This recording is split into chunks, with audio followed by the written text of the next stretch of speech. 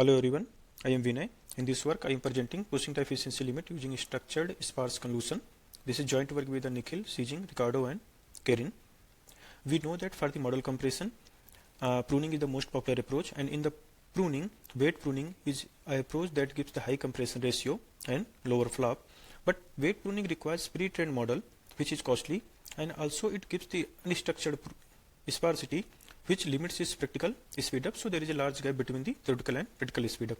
Now the question is it possible to take the structured pruned model and train it from the scratch to get the high performance? In this paper, our contribution is we train the structured pruned model from scratch and achieve the high performance ratio, high compression, and we do not require any pre-trained model, and our designed filter are highly uncorrelated. Hence, the parameter redundancy is minimal, and it achieves the SOTA result compared to the earlier dynamic pruning approach. In our approach, let's assume that we have a standard filter of size k cross k into m.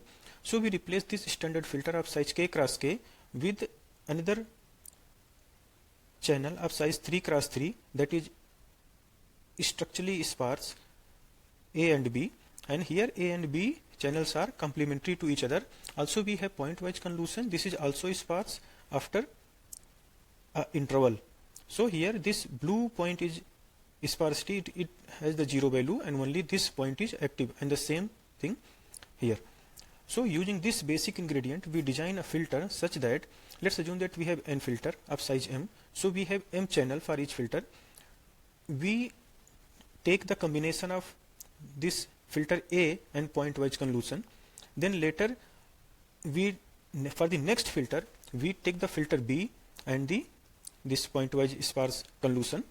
And this design is such that these two filters are orthogonal, so their correlation are 0. So in this way, we take the filter into the slided manner.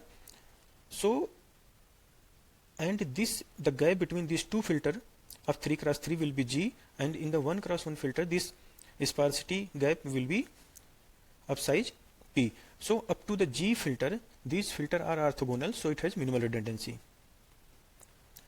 So this P and G value can be used to control the compression ratio, and the reduction in the flop and parameter can be given as this, and here higher the value of G and P will give the more reduction in the flop.